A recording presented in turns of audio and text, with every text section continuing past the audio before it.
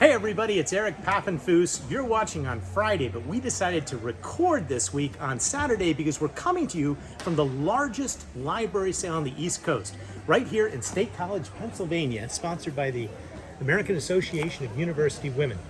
Had to get up at 4 a.m. this morning and drive here, and what an amazing sale it's been.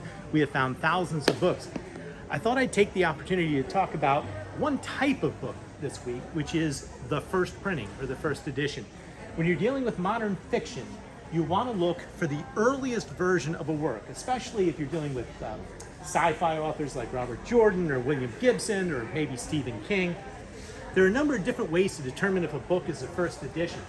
For this Angle of Repose by Wallace Stegner, which is a little bit of an older book, you can see it actually quite helpfully says first edition on it. But more recent books, like Viet Thanh Nguyen's The Committed, they have a number line in them. And in order to get the first printing, that number line needs to contain the number 1.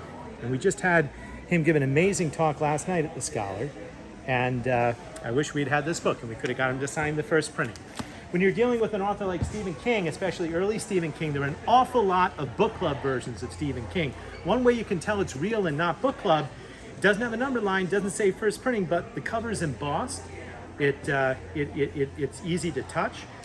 It has headbands, and it's generally a little bit fancier paper than the book club edition. And there's some other fine points, publishers call them points, which tell you if a book is a first edition. All these are first editions, including this interesting Lost World and the Margaret Atwood. If you look this way, you'll see that we bought a couple thousand books, and considering there were 200,000 books on the floor, I think we did really well.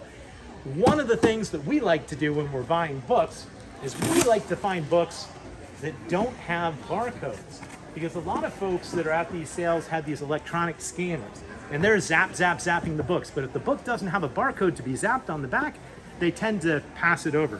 So here's a classic scholarly book that we found, going on Amazon for like $150. It's like the definitive edited University Press, William Wordsworth, but a lot of scanners just passed it by because there was no barcode to scan. And sometimes you always have to look inside the books, because here's an example of a book that had a surprise. It's normally just an Anne Rice. It doesn't say anything. It's $2, but on the inside, there it was, signed by the author. And of course, we found other books. A lot of the types of books we have, we try and find specific books, illustrated books. This is a great book on Spanish shotguns. And we've had a wonderful time. We're going to take all these back, and they'll all be in the Scholar soon. Want to end on a funny book? We had a lot to choose from today. The hobby section did not disappoint. And today's funny book is Crafting with Cat Hair. Yes, it's a real thing. And according to the authors, one of the number one things you can do with your leftover cat hair is you can create finger puppets, like the puppet on the cover of this book. Crafting with Cat Hair, soon to be available at the Midtown Scholar. Hey, thanks for watching. We'll be back live next week and every Friday at noon here on Buy Day Friday.